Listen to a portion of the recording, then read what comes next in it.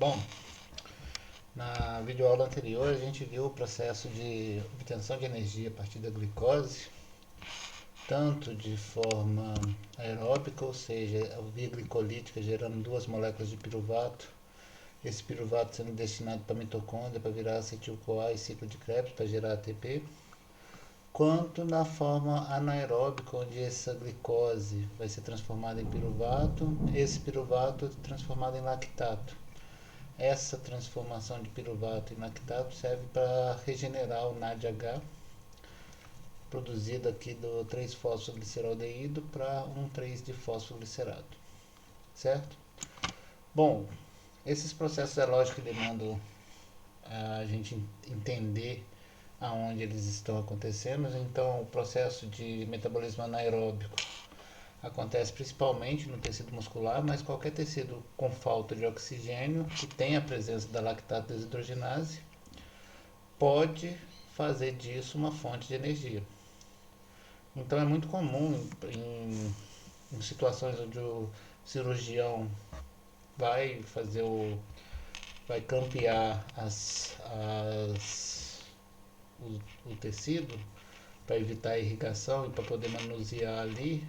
Durante aquela situação fica com falta de energia, falta de oxigênio, porque o abastecimento sanguíneo ali está estancado, está fechado, para o cirurgião conseguir fazer a extração, fazer o processo cirúrgico ali naquele tecido. Então é comum a gente ver a produção de ácido lático em tecidos normais, mesmo é, principalmente durante processos cirúrgicos.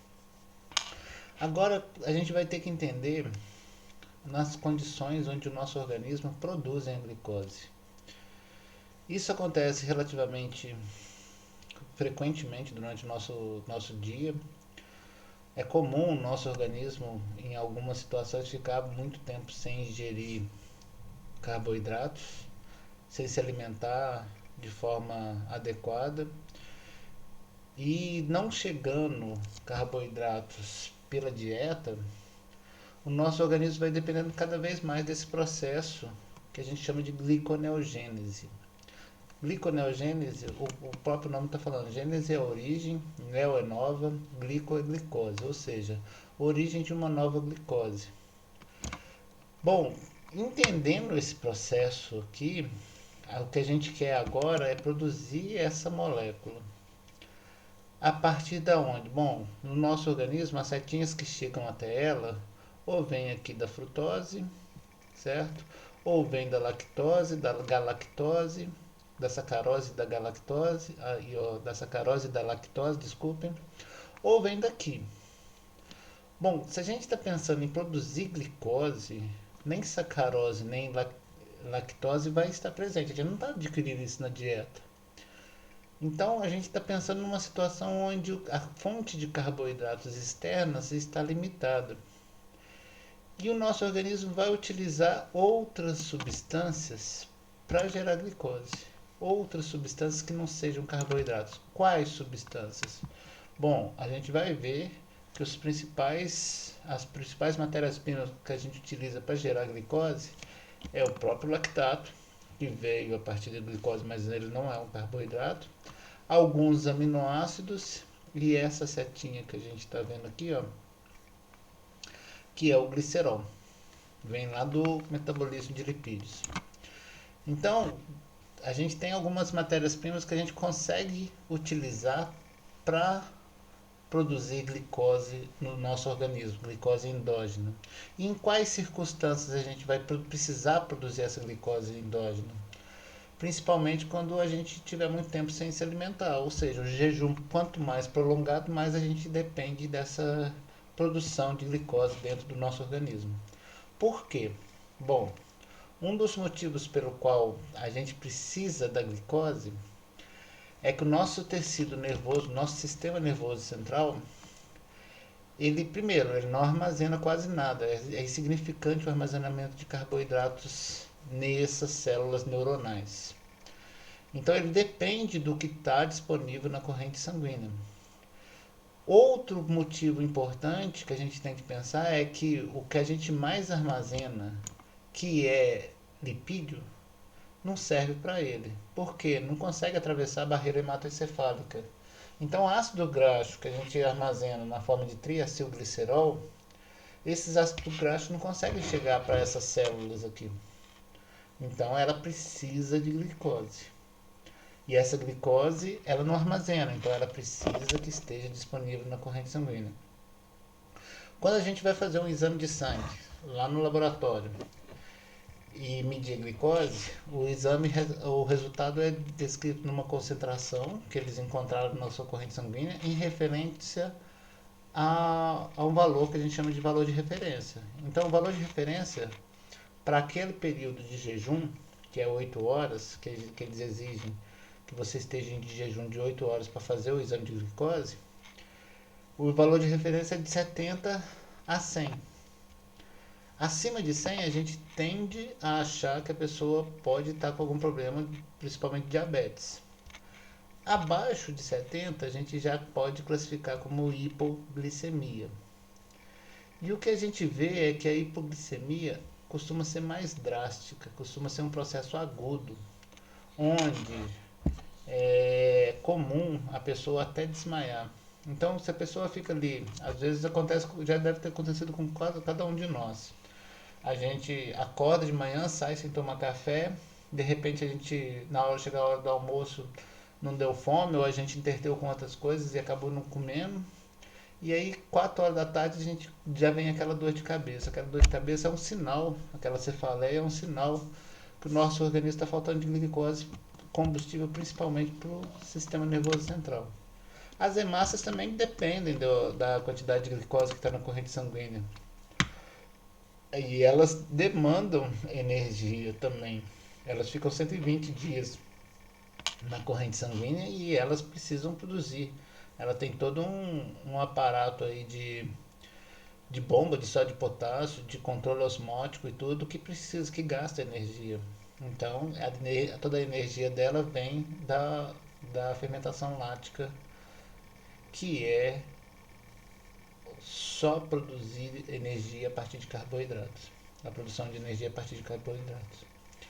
Então, olha só, os principais substratos para a síntese de glicose, a gente tem aqui aminoácidos glicogênicos, não são todos os aminoácidos. A gente tem que lembrar que os aminoácidos, ele tem um esqueleto carbônico e tem o nitrogênio do amino. A gente vai tirar aquele amino e o esqueleto carbônico são 20 diferentes esqueletos carbônicos.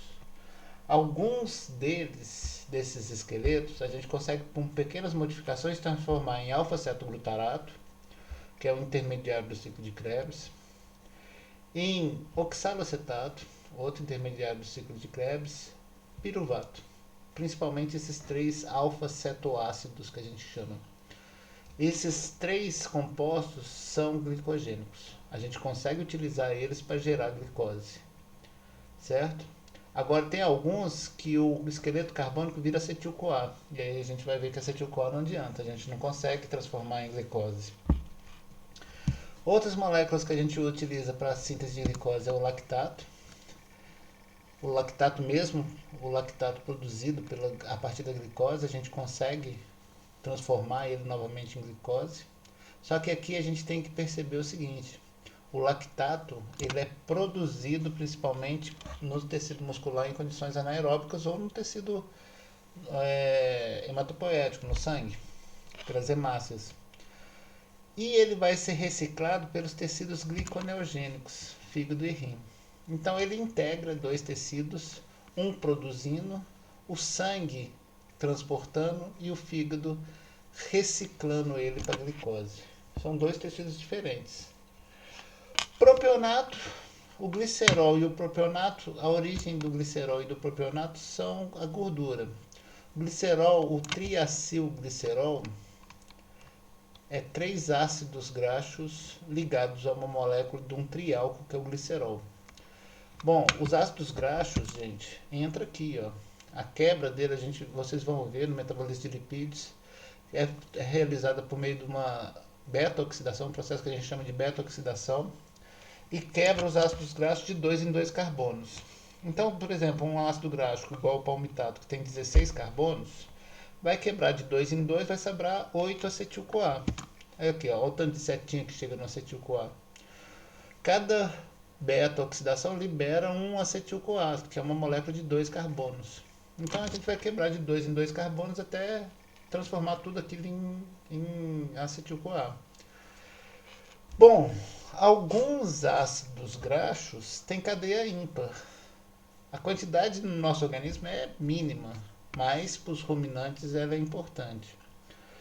Bom, essa cadeia ímpar você vai sofrer o mesmo processo, de 2 em 2 carbonos, só que no final vai sobrar 3. 3 carbonos é o propionato, certo? E aonde que vai entrar esse propionato? Ele entra no meio do ciclo de Krebs, sofre uma carboxilação e é transformado em succinil-CoA. Então, ele tem 3 carbonos. Você gasta um CO2 e transforma ele em succinil-CoA. Se vocês seguirem o succinil-CoA para frente, ele vira oxalacetato sem perder carbonos.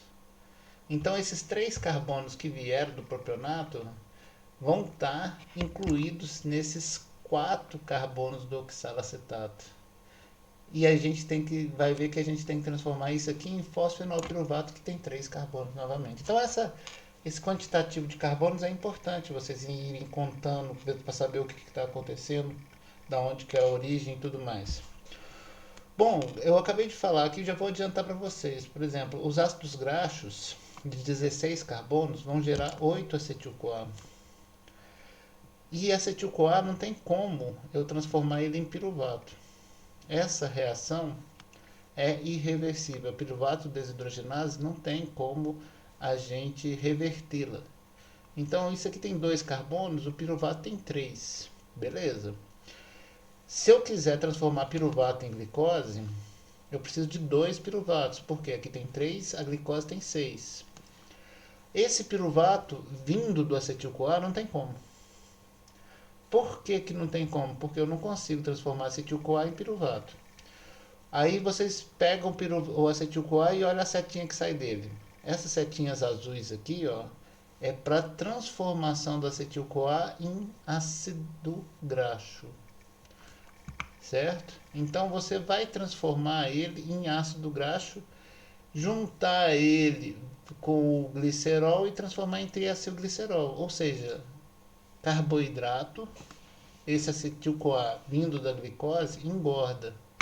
A gente consegue transformar carboidrato em lipídio. Agora, quebrou o lipídio, virou ácido graxo, gerou acetil-CoA, o acetil-CoA não tem como transformar em piruvato. Ah, professor, mas eu posso entrar com ele no ciclo de Krebs. Pode. 2 carbonos mais 4, 6 carbonos. O citrato tem 6 carbonos. E aí, se vocês seguirem citrato, isocitrato e seguirem succinato e tudo mais, o que vocês vão ver que vai acontecer nesse processo? Sai 2 CO2. Então, não tem nenhum carbono que venha daqui que entre no ciclo de Krebs e esteja disponível aqui no oxalacetato. Ah, mas o oxalacetato não vai ser recuperado no final? Vai.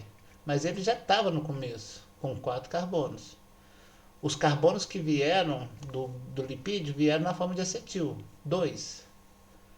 Então, o que aconteceu? Juntou 2 com 6, mas sai 2 CO2. Então a gente vai, sempre que um acetil der uma volta no ciclo de Krebs, ele é transformado em CO2.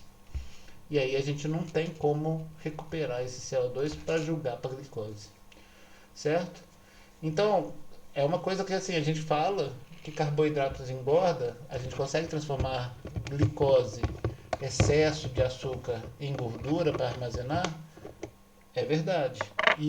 Mas a gente não consegue reverter esse processo. A gente não consegue utilizar lipídios, que é a principal forma de armazenamento energético do nosso organismo, em glicose. À exceção do glicerol, que está ligando os 3 ácidos graxos. O glicerol, vocês vão ver que se vocês acompanharem essa setinha verde no mapa metabólico, na origem é o glicerol, o 1-fosfoglicerol na verdade, e aí ele vem aqui para fosfodihidroxicetona. Juntou 2 glicerol, 2 fosfodihidroxicetona e a gente monta uma molécula de glicose. Certo? Então vamos lá. Os principais substratos da síntese são os aminoácidos, o lactato e o glicerol. O propionato não tem muita importância para a gente. E tecidos também, a gente vai ver que só o fígado e o rim são os principais responsáveis pela síntese de glicose no nosso organismo. Esse processo de abastecer a corrente sanguínea de glicose, quando a gente não está ingerindo glicose na dieta, a gente chama de homeostasia da glicose sanguínea. Manter os níveis. Porque se cair demais, vai começar a faltar glicose para o sistema nervoso central. E aí, esse camarada pode entrar em falência. Pode entrar em coma, pode desmaiar, pode entrar em coma e pode causar morte, pode ter morte. Então, olha só, a função da gliconeogênese, esse processo que a gente vai estudar, satisfazer as necessidades corporais de glicose quando não há carboidratos suficientes na dieta e nem reservas de glicogênio. Sistema nervoso central e eritrócito depende da quantidade de glicose que está na corrente sanguínea. Glicose abaixo de 70 mg por decilitro já começa a dar os sintomas, já começa a causar problema para o nosso organismo. É comum, nessa época de faculdade, a gente ir nas festas e de repente algum colega exagerar,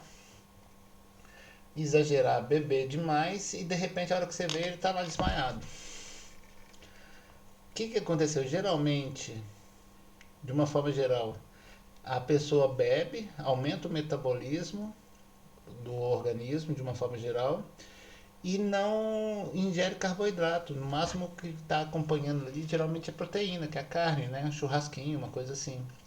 Nessas situações é relativamente comum a pessoa desmaiar por falta de glicose. Quando você leva o colega lá para a UPA, o que vai acontecer? O médico vai fazer a pesquisa, vê que ele está embriagado, desmaiou por causa da excesso de cerveja, excesso de cachaça, dá uma glicose na veia desse indivíduo. Ele sai de lá doido, podendo até jogar futebol. Melhora instantaneamente. Por que acontece isso aí? Porque era o sistema nervoso central que entrou em falência ali, que levou aquele quadro de depressão por falta de energia. A hora que você colocou a glicose, você restabeleceu os níveis, beleza, vida que segue. Pronto para outra. Então o que a gente costuma dizer é que a hipoglicemia, ela é sério. Ela é um quadro agudo, grave, que pode causar a morte. Se não for contornado, pode causar a morte. O excesso de glicose, que é a diabetes, vocês vão ver que tem várias consequências para o nosso organismo. Mas é um processo crônico. Mata ao longo do tempo. A hipoglicemia pode matar rapidamente, certo? Então ela tem que ser controlada. E o nosso organismo emite vários sinais, né? Quando a gente fica muito tempo sem se alimentar, o primeiro sinal que vem é a cefaleia, dor de cabeça. E aí a gente geralmente dá fome e tudo mais, e a gente vai lá e se alimenta para restabelecer a glicose sanguínea. Não sei se vocês já viram alguma crise hipoglicêmica, é comum, diabético que é tratado com insulina. Na crise hipoglicêmica ele perde completamente a noção de espaço, de tempo, do que é real, começa a falar coisas desconexas e tudo mais, por causa da ausência de função no sistema nervoso central. Realmente o sistema nervoso central, com falta de energia, ele tende a complicar todo o funcionamento do organismo. Bom, existem outras funções para esse processo. A gente vai ver que algumas reações desse processo de gliconeogênese é compartilhado com outras reações importantes para o nosso organismo, inclusive para abastecimento dos intermediários do ciclo de Krebs. Então, manter os níveis do ciclo de intermediário do ciclo de Krebs, mesmo quando ácidos graxos são a principal fonte de acetil-CoA. Vou mostrar para vocês aqui no mapa metabólico. Quando a gente começa o processo de lipólise, por exemplo, um ácido graxo de 16 carbonos vai ser quebrado de 2 em 2 e vai gerar 8 acetil-CoA. Acontece a lipólise quando a gente está precisando de energia. Então, por exemplo, durante um processo de uma corrida, uma maratona, por exemplo, você com certeza vai queimar tecido gorduroso, vai queimar massa gorda. E a queima de massa gorda vai gerar essa quantidade de acetil-CoA. Olha o tanto de setinha que está chegando aqui. Certo? Então, para você transformar isso em energia, primeiro, você só quebrou, fez a lipólise, porque você estava precisando de energia. Gerou um caminhão de acetil-CoA, um monte de acetil-CoA. Para isso ser transformado em energia, eu vou precisar de um monte de oxalacetato. E esse monte de oxalacetato, porque se eu chegar com 100 moléculas e eu tiver só uma de oxalacetato para ficar dando a volta para pegar a outra, a gente vai meio que fazer um processo não muito eficiente, que vai meio que parar o ciclo de Krebs. Então, o ideal é que eu estou produzindo um caminhão de acetil-CoA, eu também produza mais oxalacetato para oxidar isso aqui. A fonte de oxalacetato é essa aqui, a transformação de piruvato em oxalacetato, que é uma reação que a gente vai estudar agora, como que ela acontece. Vem da onde? Da glicose, certo? Ah, professor, mas nessa situação eu estou querendo produzir glicose? Não. Eu não estou falando de gliconeogênese aqui, eu estou falando de lipólise. Então, para lipólise, que gera um caminhão de acetil-CoA, eu preciso dessa reação de transformação de piruvato em oxalacetato, que é a mesma que acontece na gliconeogênese. Mas aqui ela tem outra função, abastecer o ciclo de Krebs, certo? Então, isso é uma das funções dessas reações da gliconeogênese. Outra função, depurar o lactato produzido pelos músculos e eritrócitos, assim como o glicerol produzido no tecido adiposo. O que é essa depuração? A gente vai reciclar o lactato. A gente fez um supino lá, certo? Um exercício anaeróbico, produziu muito lactato. Esse lactato causa dor. Fica ali causando dor no tecido porque ele abaixa o pH tecidual. Enquanto ele não cair na corrente sanguínea, a nossa corrente sanguínea não levar ele para o tecido que possa transformar ele em glicose, ele vai ficar prejudicando os tecidos, principalmente o músculo. O glicerol, apesar do glicerol não ter consequências mais danosas, mas a gente tem que fazer alguma coisa com ele. Ele foi produzido a partir da quebra do triacilglicerol, mas aí a gente tem que dar um destino. Ou a gente vai eliminar, ou a gente vai reciclar e transformar ele em carboidrato. É o destino que a gente costuma utilizar. Ou seja, a gente está quebrando o triacilglicerol para gerar energia. O glicerol pode ser utilizado para ser transformado em glicose ou pode ser, como vocês estão vendo aqui, em fosfodihidroxicetona-fosfato, 3-fósforo, transformado em energia também. Então, mas a gente tem que dar um destino para ele. Bom, em ruminantes, no nosso caso a gente não tem ruminantes, mas o propionato, produto metabolista de carboidrato no rumen, é o principal substrato da gliconeogênese. Propionato é aquilo que eu falei para vocês. Por exemplo, ácidos graxos de cadeia ímpar vão gerar aqui um monte de acetil-CoA, só que se ele tiver cadeia ímpar, o último pedaço sai 3 carbonos. Acetil-CoA tem 2 carbonos. Você vai tirar de 2 em 2, por exemplo, tem 5 carbonos. Você vai tirar um acetil-CoA e o que sobra é 3. 3 carbonos é o propionato. Propionato a gente destina ele diretamente para ser transformado em succinil-CoA. Bom, succinil-CoA já pode virar oxalacetato. São 3 carbonos que vieram do propionato, que a gente carboxila ele a oxalacetato e aqui a gente libera esse carbono, ó, vira fosfenolpiruvato. Nessas circunstâncias, a gente está vendo carbono que veio do ácido graxo para a gente poder produzir glicose. Acetil-CoA não vira glicose, mas o propionil-CoA, propionato, pode virar glicose. Por quê? É só vocês olharem aqui no ciclo de Krebs. Ó. A hora que ele vira succinato, ele já perdeu 2 carbonos. Então, ele vai entrar nos... É só vocês olharem aqui no ciclo. Depois do succinil, CoA vai virar succinato, fumarato, malato, oxalacetato e aí vem para glicose, certo? Então ele vai ter uma sequência de reações que é capaz de transformá-lo em glicose. Acetil-CoA não adianta. Bom, então o que a gente quer é isso: transformar lactato em glicose sanguínea, aminoácidos glicogênios em glicose sanguínea, glicerol em glicose sanguínea, certo?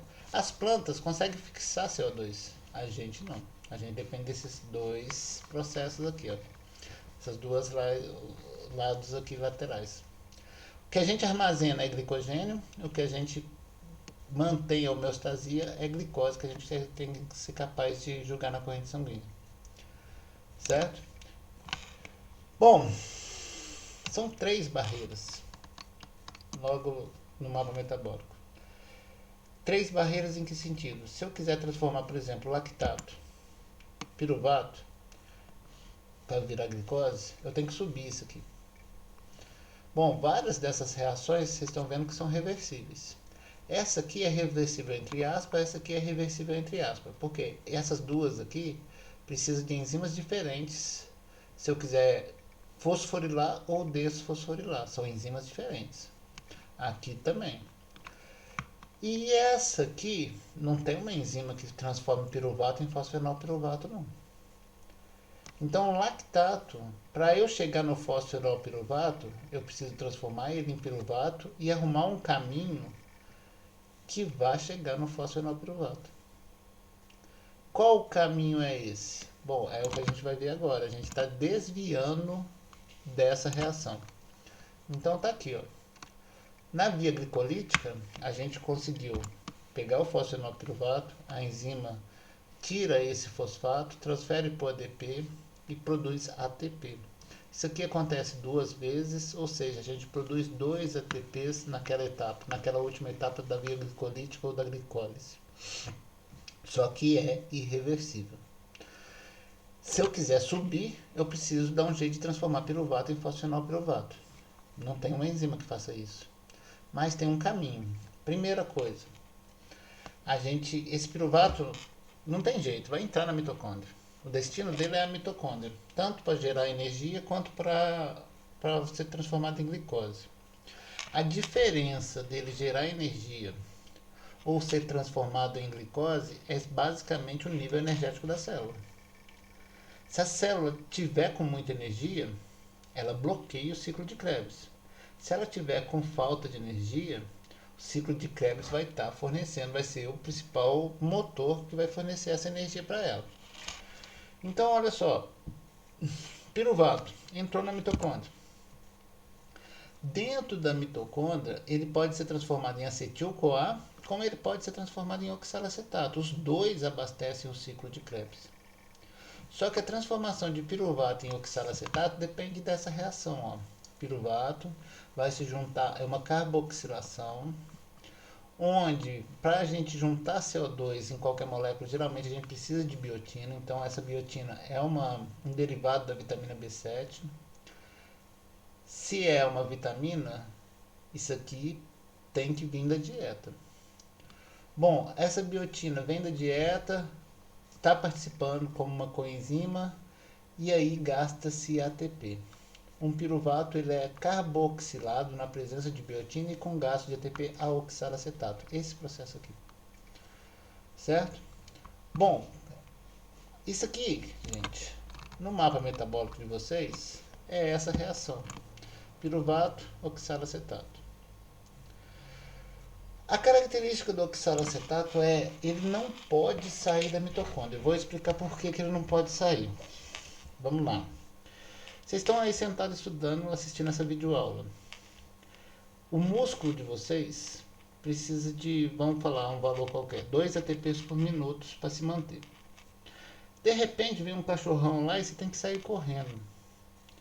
O músculo passa a aumentar a demanda, a necessidade de ATP até 200 vezes entre a situação de relaxamento, de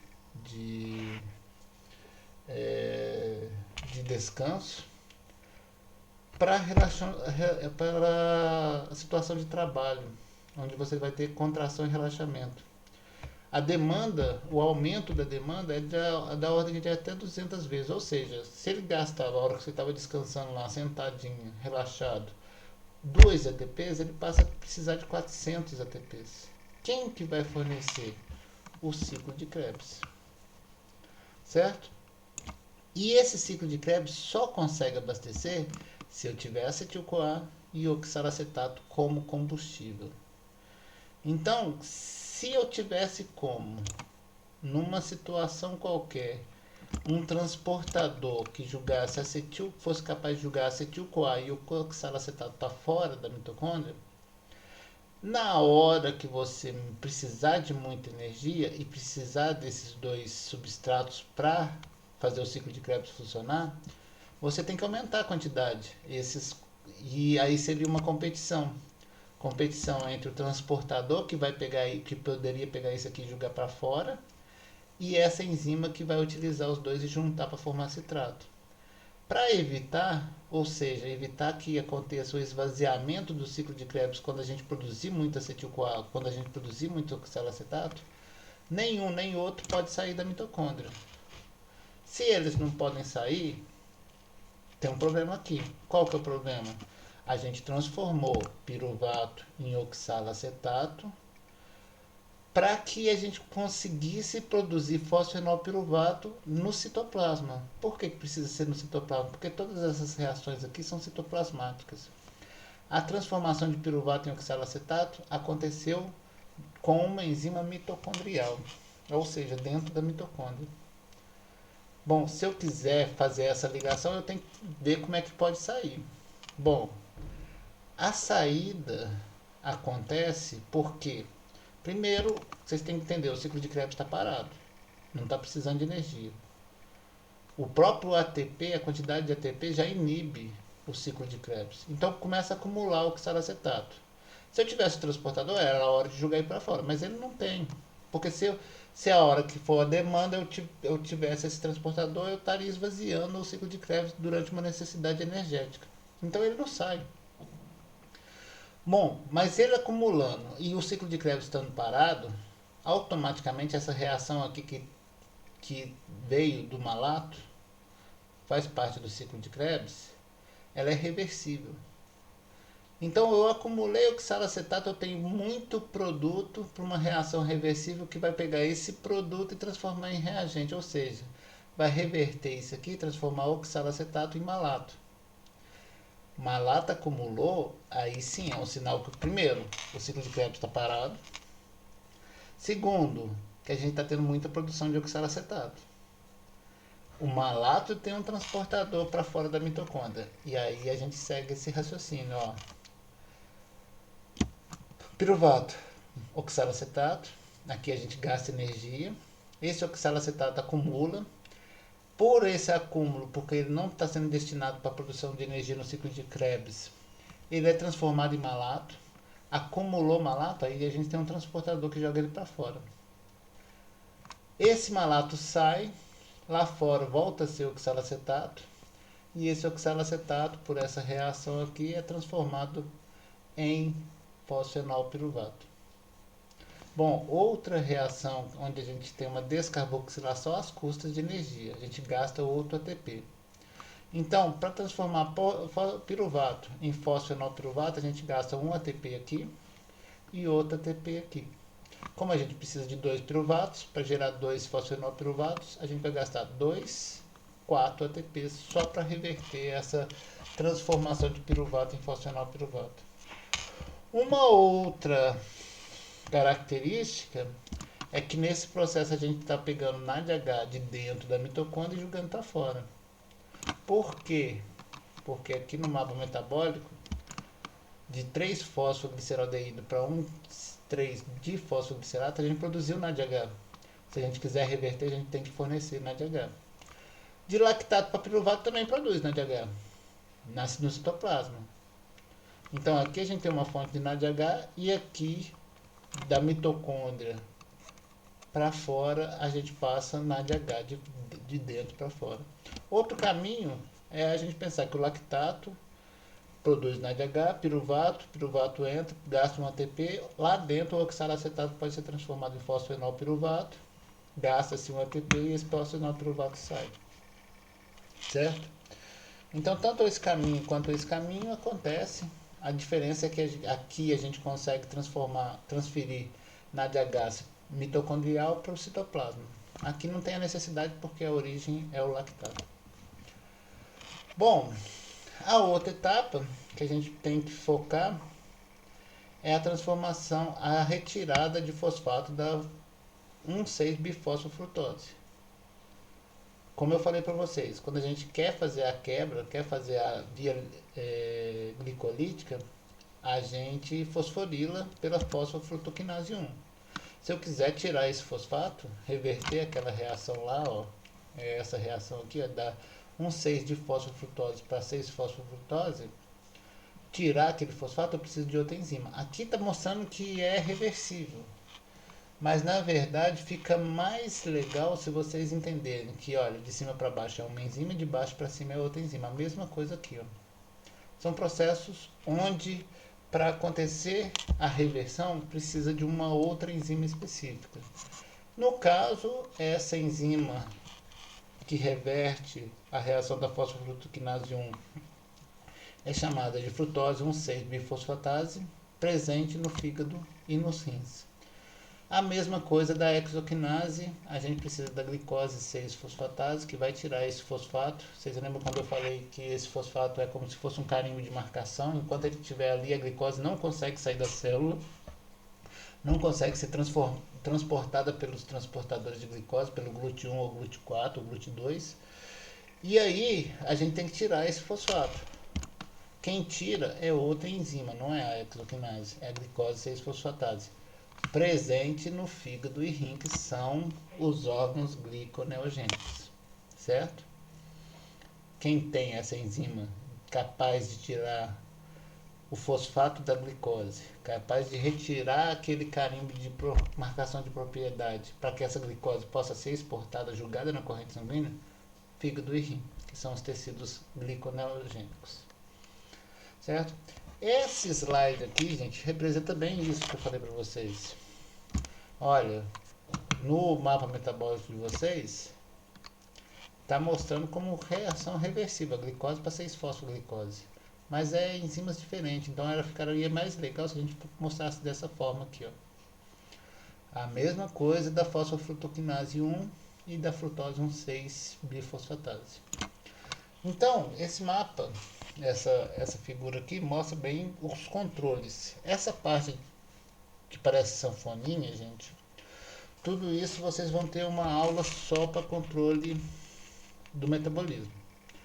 Então, isso aqui vai ter uma aula de regulação metabólica, onde vocês vão entender em quais circunstâncias o nosso organismo vai pegar, por exemplo, o piruvato,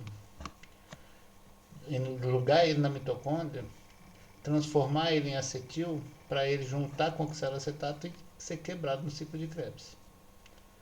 Esse mesmo piruvato, em situações diferentes, ele pode ser transformado em oxalacetato, juntar com acetil e juntado no ciclo de Krebs. Ou pode ser transformado em oxalacetato, se o ciclo de Krebs estiver parado, acumular, virar malato, malato sai, vira oxalacetato lá fora e fosfenolpiruvato para gerar glicose. Entenderam como é diferente? Então, o que depende? Depende do ciclo de Krebs estar funcionando. Como que a gente controla o ciclo de Krebs? Principalmente pela presença de ATP. Vários desses processos regulatórios aqui, ó, mostram isso, mostram essa regulação. Por exemplo, olha, se eu tiver acetil-CoA demais, vindo de um monte de ácidos graxos, para isso aqui ser oxidado, eu preciso de oxalacetato. Então, o próprio acetil-CoA vem aqui, ó, e isso aqui é positivo, ou seja, estimula a piruvato carboxilase para transformar piruvato em oxalacetato. Mas, nessa situação, a piruvato vai transformar a piruvato carboxilase vai transformar piruvato em oxalacetato para entrar no ciclo de Krebs. Se eu tiver ATP, o que o ATP faz? O ATP bloqueia o ciclo de Krebs. Bloqueia a transformação de acetil, de piruvato em acetil-CoA. Certo? Bloqueia a via glicolítica. Porque é um sinal que eu tenho muita energia. Tendo muita energia e eu continuar produzindo muito oxalacetato, aí não tem jeito. É um sinal claro que para minha célula que eu preciso produzir glicose. Então vai automaticamente fazer o ciclo subir, fazer as reações no sentido de produção de glicose. Bom, esse slide, às vezes, a princípio, assim, a gente vê ele de uma forma mais complicada, mas dá uma visão mais geral do processo de gliconeogênese. Outra coisa que eu chamo a atenção, vamos pensar aqui, ó. Eu quero pensar qual que vai ser a minha demanda energética para transformar lactato em glicose. Bom, primeiro, quantos lactatos eu preciso? Se uma molécula de glicose gera 2 lactatos, eu não tenho como formar uma molécula de glicose com menos que 2. Então, as reações iniciais aqui, ó, lactato para piruvato, vai acontecer 2 vezes. 2 lactatos gera 2 piruvatos. Os 2 piruvatos entram na mitocôndria. 2 piruvatos para gerar 2 moléculas de oxalacetato. Nessa reação, cada vez que acontece, vai gastar um ATP. Então aqui eu gasto 2 ATPs. Malato, gasta-se 2 NADH. O malato sai lá fora, oxalacetato produz 2 NADH. Então aqui é simplesmente a transferência de 2 NADH de dentro da mitocôndria para 2 externo. Esses 2 oxalacetatos para 2 fosfenolpiruvato. Opa! Cada um gastou um GTP. 2 GTPs. Ou seja, GTP é igual a ATP, 2 ATPs. A gente gasta 2 aqui, mais 2 aqui. Só para a gente reverter aqui, pessoal, transformar piruvato em fósforo, a gente gastou 4 ATPs. Se esse fosfenolpiruvato virar piruvato em sequência, ele produz 2 ATPs. Ah, então esse piruvato pode ficar circulando aqui? Não. Porque daqui para cá produz 2, de cá até aqui gasta 4. Se isso não for controlado, vai ficar acontecendo o tempo todo e vai gerar o que o Lehninger costuma classificar como ciclo fútil.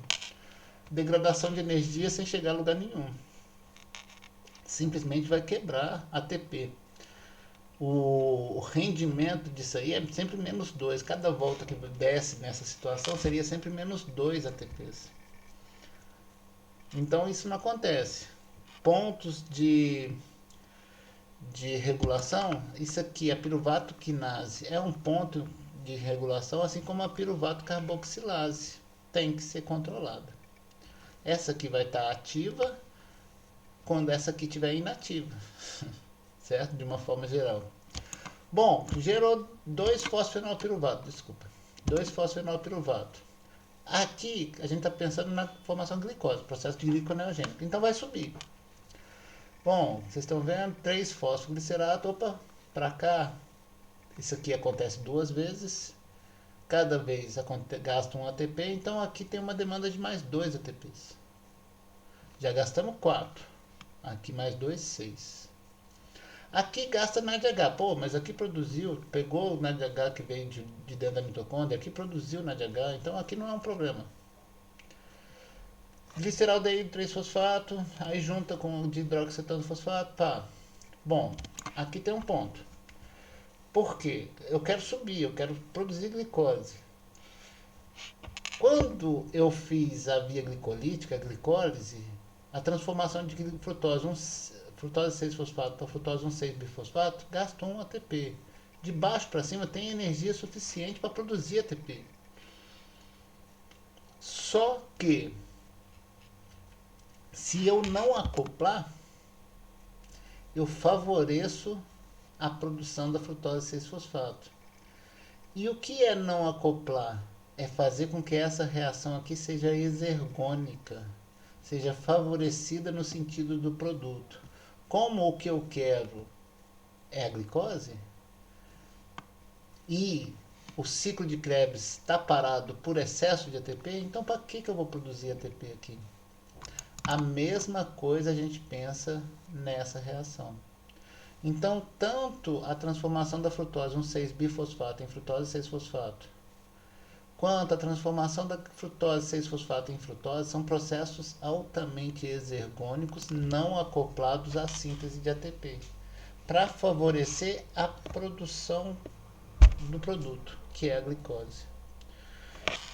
Então, o balanço energético da síntese, 2 lactatos são necessários para produzir a glicose aos custos de 2, 4, 6 ATPs. E aqui a gente não produz nada. Certo? Então, a gente tem que pensar. Nosso organismo é interessante pegar a glicose, produzir, transformar em piruvato. Nesse processo de glicose a piruvato, a gente acabou de falar na outra videoaula, produz 2 ATPs. Pegar esses 2 piruvatos, transformar em glicose, que a gente acabou de ver que gasta 6 ATPs, isso é interessante para a célula? Não, isso tem que ser controlado. Ou a gente faz a gliconeogênese, ou a gente faz a glicólise. No mesmo tecido, os dois acontecer junto não pode.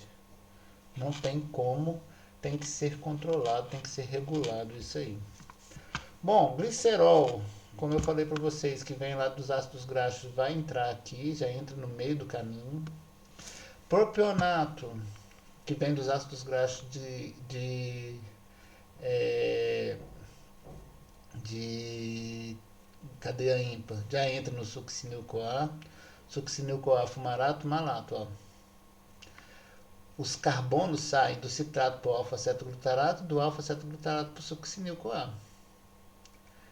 Daqui para frente não sai carbono. Então, 3 carbonos aqui, ele é carboxilado a succinil-CoA para virar 4. E é os mesmos 4 carbonos que está no malato que pode ser destinado. Ah, professor, mas e o acetil-CoA? Bom, acetil-CoA é 2 carbonos. Entra aqui, vira citrato. Ele entra no começo do ciclo de Krebs. É 2 mais 4 do oxalacetato vira 6. Aqui, para alfa-ceto, perdeu 1. De alfa-cetoglutarato para succinil-CoA, perde outro. Então, 2 carbonos do acetil-CoA viram CO2. Do propionato já entra no meio do caminho, depois de ter saído o CO2 do ciclo de Krebs. Então, a gente consegue utilizar ele para gerar glicose. Todas essas bolinhas aqui, ó, significam o que? Aminoácidos. Ou os aminoácidos vão gerar piruvato, ou eles geram oxalacetato, ou eles geram alfa-cetoglutarato. Ah, professor, mas alfa-cetoglutarato ainda perde um carbono. Perde. Mas ele tem 5 carbonos. O alfa-cetoglutarato, ele vem de um aminoácido, que é o glutamato. O glutamato, ele tem os 5 carbonos lá, entra aqui direto. Perdeu um, fica com 4. Esses 4 carbonos podem ser utilizados aqui para virar 3 carbonos, junta 2, vira uma molécula de glicose. Então, é isso que vocês têm que entender, é esse balanço de carbonos. Quantos tem na molécula original? Por que que o acetil não gera glicose? Certo? Bom, esses mecanismos de regulação da atividade enzimática vocês vão estudar na aula de regulação, certo? Tanto por alteração de síntese, por modificação, ativação ou inibição, efeitos alostéricos, tudo isso é a forma como a gente impede que essas vias aconteçam simultaneamente, impede que a célula perca energia de uma forma geral. Controla e evita os ciclos fúteis que a gente acabou de falar para vocês. Bom, dito isso, pessoal, com relação à glicólise, a via glicolítica de obtenção de energia e gliconeogênese, a única coisa que ficou faltando eu dar uma certa importância para vocês é no papel da biotina. Por que o papel da biotina? Biotina ela é uma derivada da vitamina B7 que está relacionada à transformação de piruvato a oxalacetato. Existem quadros de deficiência de vitamina. Uma das deficiências pode estar envolvida com a baixa ingestão de vitamina B7. Se o indivíduo tiver, a gente automaticamente pensa assim, olha, ele não vai conseguir transformar o piruvato em oxalacetato eficientemente. E aí, a quantidade de glicose em condições gliconeogênicas, ou seja, durante o processo de jejum prolongado, vai diminuir. Beleza? Beleza. Mas o principal sintoma não é esse. O principal sintoma é que uma pessoa com deficiência de vitamina B7, deficiência de biotina, não consegue realizar exercícios físicos prolongados. Por quê? Bom, é aquilo que eu falei para vocês. A demanda de exercícios físicos prolongado é muito superior à necessidade dessa reação aqui acontecer para a produção de glicose. Então, por exemplo, o jejum. A pessoa tem baixa de glicose, a glicose está em menor quantidade em relação a uma pessoa normal, uma pessoa que tem deficiência de biotina, tem menor quantidade de glicose no sangue em jejum em relação a uma normal? Tem. Mas às vezes isso é imperceptível. O que a gente vai perceber é o seguinte: durante o exercício físico prolongado, a hora que o organismo começa a precisar cada vez mais de gordura, essas gorduras vão gerar cada vez mais acetil-CoA. E esse acetil-CoA, que o objetivo dele é gerar energia, só vai conseguir gerar energia se a gente começar a produzir cada vez mais oxalacetato por essa reação que depende da biotina. Então isso é que eu estou falando. O processo de gliconeogênese é um processo ao longo de horas. O exercício físico, eu não estou falando de longo de horas, eu estou falando ao longo de minutos. Então, nesses minutos, eu vou precisar de muita biotina para essa reação acontecer e acompanhar a produção de acetil-CoA que está sendo intensa. Nessa situação, a falta de biotina pode realmente fazer falta. E faz. A principal consequência da deficiência de biotina na dieta é o camarada não conseguir fazer exercício físico prolongado, porque ele está dependendo de ácidos graxos. Entenderam? Bom, agora a gente vai perceber um pouco de diferente, porque a gente vai falar do metabolismo de glicogênio. Metabolismo de glicogênio, aonde acontece? A gente armazena o glicogênio em dois tecidos principais: no músculo, no fígado. Então, o glicogênio, a gente fala muito de glicogênio muscular e glicogênio hepático, certo? Com funções bem distintas de um para o outro.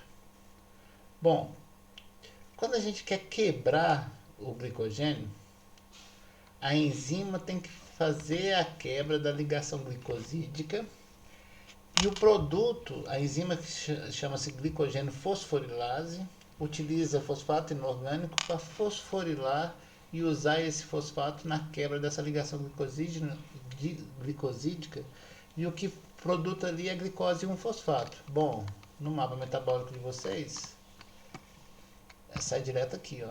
Aqui está o glicogênio, na parte superior aqui, vem a setinha direto para a glicose e um fosfato. E aí, nessa glicose e um fosfato a gente tem uma isomerase que transforma ela em 6-fosfoglicose.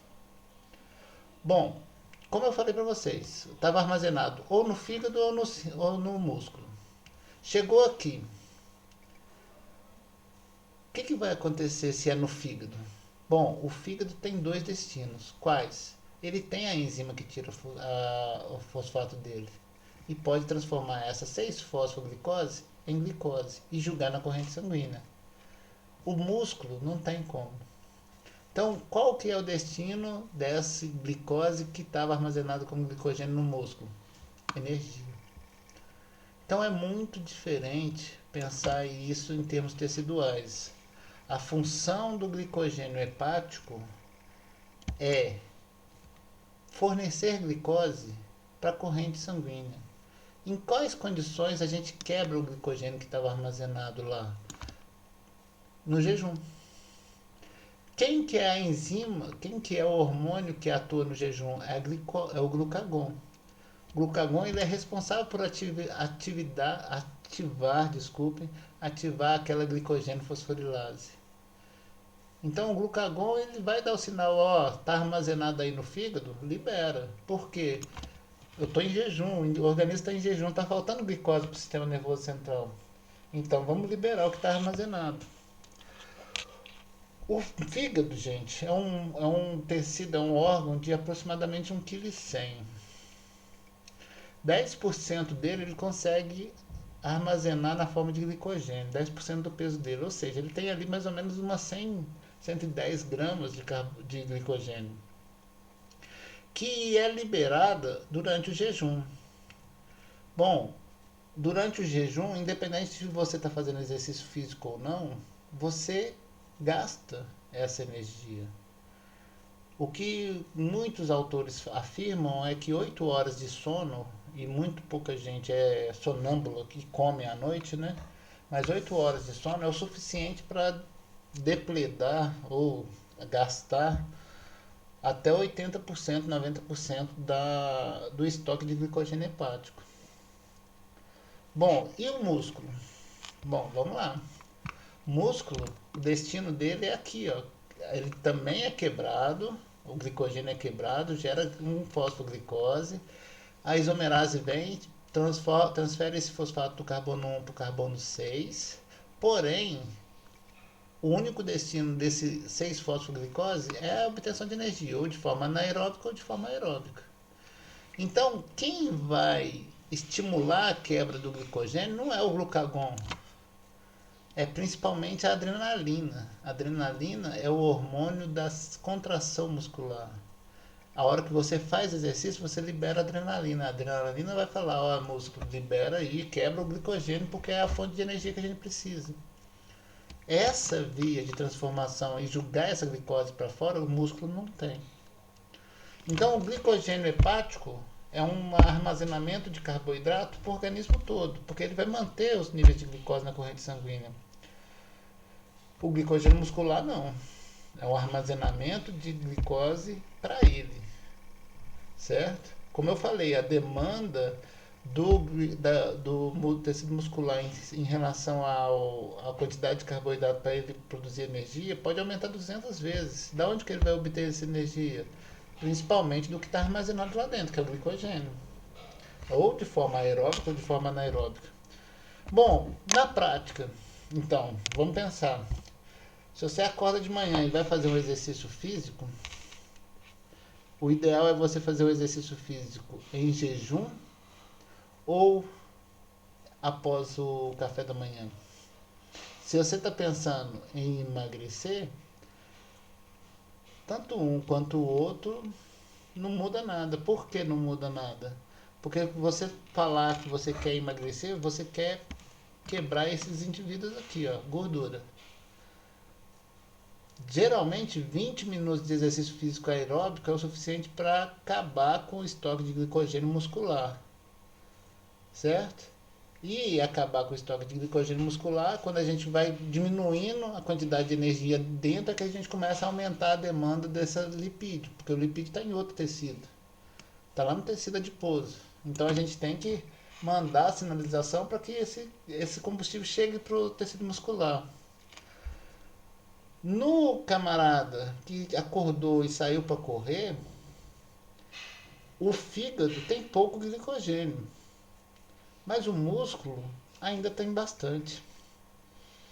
Não diminui muito durante os 8 horas de sono a quantidade de glicogênio muscular. Agora, o camarada que tomou um cafezinho e saiu para correr, além dele não ter essa defasagem de glicogênio muscular, ele tem bastante glicogênio muscular, ele está tendo uma quantidade de glicose extra chegando no músculo. Mas alguns autores falam assim, olha, se você quer emagrecer, então corra em jejum, porque o tempo para chegar na lipólise é menor. Mas não existe uma comprovação a respeito disso. Então não é uma coisa assim, eu vou correr em jejum. Às vezes muda muito pouco a pessoa correr em jejum ou correr após a alimentação. Agora é lógico que existem alguns alimentos termogênicos. Por exemplo, nesse caso assim, a gente está desconsiderando o efeito da cafeína. A cafeína é um estimulador do metabolismo de carboidratos de primeira instância. Então, se a pessoa toma ali um copo de café, às vezes ela pode acelerar o processo metabólico ali, a quebra dos carboidratos e aí chegar na lipólise mais rápido, certo? Mas em termos assim de de quantidade de glicogênio muda muito pouco no tecido muscular. No fígado muda muito. Então no fígado realmente ele está com a quantidade, a hora que a gente acorda, a quantidade de glicogênio de carboidratos armazenados no fígado é bem menor, mas no músculo continua sendo quase que constante em termos de durante o sono. Bom, da mesma forma que a gente tem que pensar na glicólise, glicogenólise, desculpa gente, não confundir esses nomes como eu acabei de fazer, por favor. Glicogenólise é a quebra do glicogênio e glicólise é a quebra da glicose, certo? Então essa enzima aqui é que eu falei, ó, ela tem que ser estimulada. Estimulada por quem? No caso do fígado, o principal agente estimulador é o glucagon. No caso do músculo, o principal agente estimulador é a adrenalina. E aqui é a glicogênese, que é diferente da gliconeogênese. Bom, na glicogênese a gente tem que meio que ativar a molécula de glicose para ela fazer a ligação glicosídica, certo? Essa ativação depende de uma ligação de UDP, então a gente meio que gasta energia para armazenar, porém, quando a gente quebra, a gente é capaz de ligar o fosfato diretamente.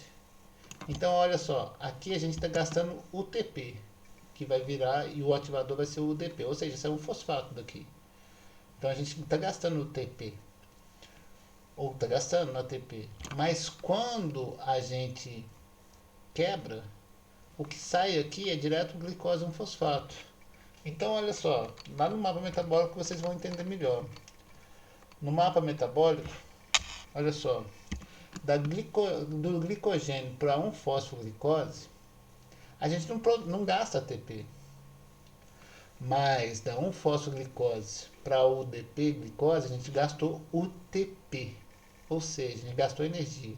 A gente gasta um ATP aqui. Aqui, o produto aqui é 1-fosfoglicose. 6-fosfoglicose.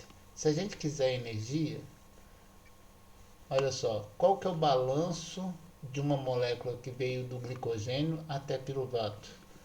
Aqui a gente não gasta ATP, aqui a gente não gasta, aqui a gente não gasta, aqui a gente gastou 1 ATP e aqui a gente produz 4, ou seja, 4 menos 1, 3.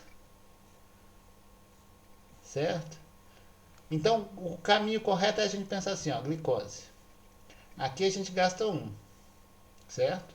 Virou glicose 6-fosfato. Vai armazenar, beleza. Aqui a gente gasta outro. Então gastou 2. Quando quebrou, vamos lá.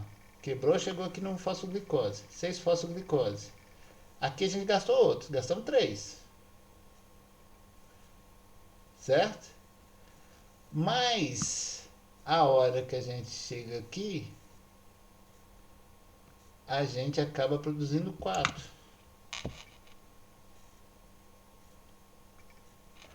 Nesse processo assim, passar de glicose até glicogênio e vir para piruvato, a gente acaba, pelo processo de armazenamento, a gente gastando um ATP a mais ali para ficar armazenado. Mas é um ATP que a gente depois a gente obtém ele de volta. Ou seja, se a gente quiser quebrar glicogênio até piruvato, a gente produz 3 ATPs, que é diferente dos 2 que viria se a gente viesse da glicose direto ao piruvato. Então é um balanço energético que não modifica muita coisa pra gente. Em termos de. É como se a gente armazenasse energia para depois a gente obter a hora que a gente tivesse necessidade. Acho que ficou meio confuso isso aí, mas depois a gente esclarece isso nos GDs, tá pessoal? Bom, por último, pessoal, a gente tem a via das pentoses. Via das pentoses é uma sequência de reações, é outro processo do metabolismo de carboidratos, que começa aqui com 6-fosfoglicose, e aí vocês estão vendo que volta para cá. Então, começa na via glicolítica, série de reações e depois termina aqui na via glicolítica. Bom, o que acontece nesse processo? A gente tem duas funções principais. Daqui, da 6-fosfoglicose para 6-fosfogliconolactona e depois da 6-fosfogliconato para 6-fosforibulose, a gente produz uma molécula que a gente chama NADPH. Isso aqui é a fase oxidativa da via das pentoses. Aqui a gente produz um NADPH e aqui a gente produz outro NADPH. NADPH é diferente de NADH. Ele não vai para a cadeia de transporte de elétrons, mas ele é importante para isso aqui acontecer. Isso aqui é a síntese de lipídios, a produção, a lipogênese. Então, a gente está relacionando o metabolismo de carboidratos com o metabolismo de lipídios. Vocês vão ver que aqui há necessidade desse NADPH produzido pela via das pentoses. Outro produto importante é aqui, ó, 5-fosforribose. O próprio nome já fala, já dá para a gente entender. Ribose está nos nucleotídeos. E aí a gente liga aqui, ó, 5-fosforribose, fosforribosil pirofosfato, ele vai lá para cima e liga essa parte no mapa metabólico mais roxa à direita, que é o metabolismo de nucleotídeos. A gente vai falar disso aí a hora que a gente estudar no metabolismo de nucleotídeos. Tanto a produção de adenina, guanina, citosina, timina e uracila, que são aquelas 5 letrinhas que envolvem tanto o RNA quanto o DNA, certo? Não tem que ter uma parte ribose ou uma parte desoxirribose ali.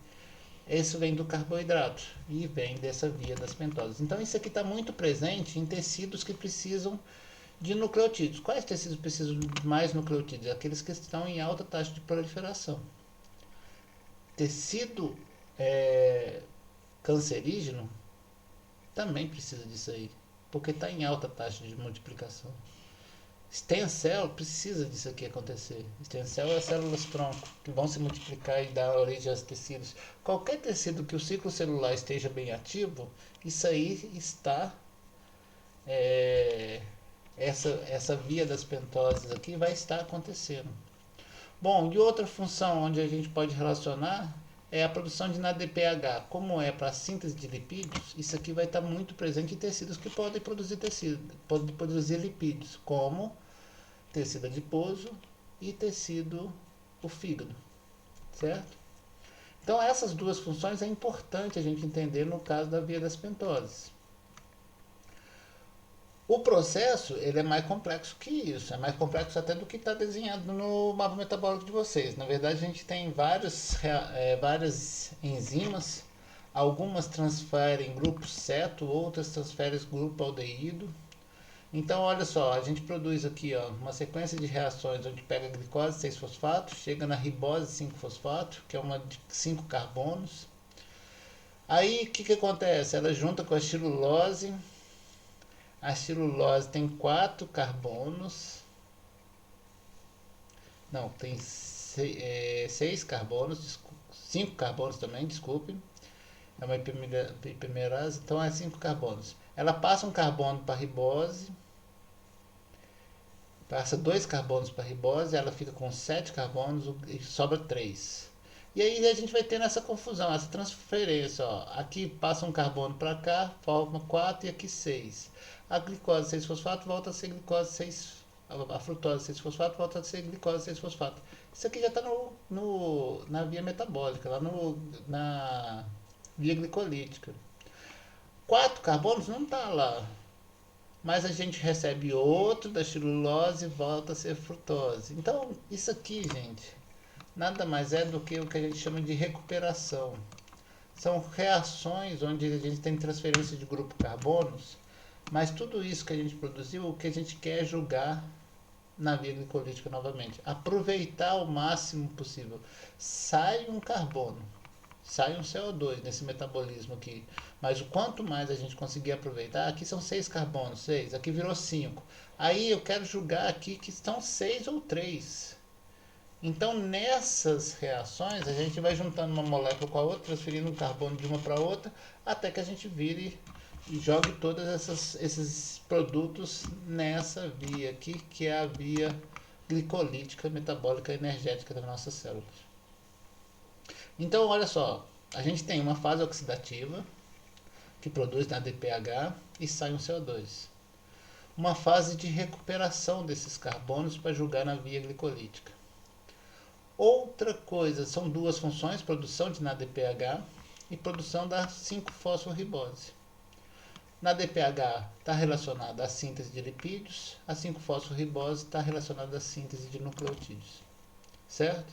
O pessoal costuma falar que carboidrato engorda muito. Por que engorda muito? Porque é a única molécula capaz de abastecer de acetil-CoA, que é a principal, vocês estão vendo aqui, ó, que é a principal molécula precursora de ácidos graxos, e além disso é capaz de produzir NADPH, que vai ser necessário para a redução desses processos aqui, para a redução que acontece aqui. Então, a síntese de lipídios acontece muito graças à presença de carboidratos. Sem carboidrato a gente engorda menos, a não ser que a gente já ingira, faça a ingestão direto desses lipídios prontos. Tá certo? Bom, pessoal, é isso. Tem algumas partes aí que ficaram confusas, certo? Esse último slide dá para vocês entenderem um pouco essa relação de tecidos que a gente falou para vocês. Ó, isso aqui é o ciclo que a gente chama de ciclo de Cori. Por que ciclo de Cori? Porque o músculo trabalha anaeróbico, transforma piruvato em lactato, esse lactato cai no sangue, é regenerado pelo fígado, volta como glicose a ser disponível para o músculo, e aí o músculo, enquanto estiver trabalhando, isso aqui é o ciclo de Cori. Acontece o tempo todo, inclusive nas nossas hemácias, mas o músculo em trabalho anaeróbico faz isso aí. E existe o que a gente chama de ciclo de glicose-alanina, que vocês vão entender a hora que vocês estudarem metabolismo de aminoácidos, certo? A alanina, ela tem um nitrogênio,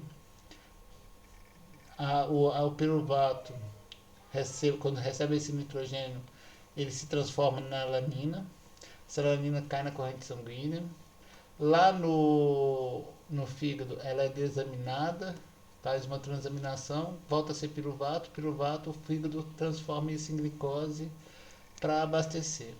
Então, olha só, o que a alanina está fazendo aqui? Simplesmente pegando o nitrogênio do músculo, liberando o nitrogênio aqui, certo? E pegando o que ela veio na forma de piruvato, aqui transformado em glicose, aqui chega e volta a ser piruvato. Então, esses ciclos, essa relação entre os tecidos é importante que vocês vão aprender, vão entendendo.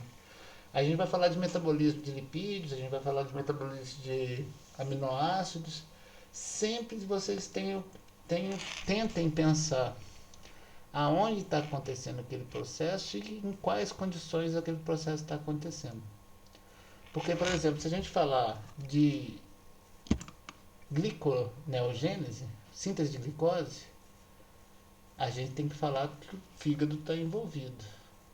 E em quais condições? Nas condições onde quem dá essa sinalização para a síntese é o glucagon, certo?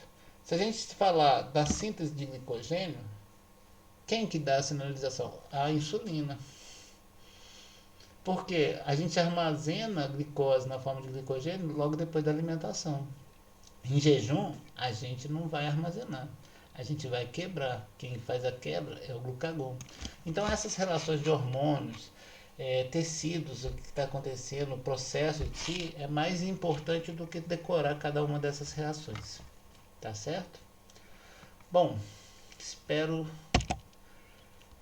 que vocês tenham entendido.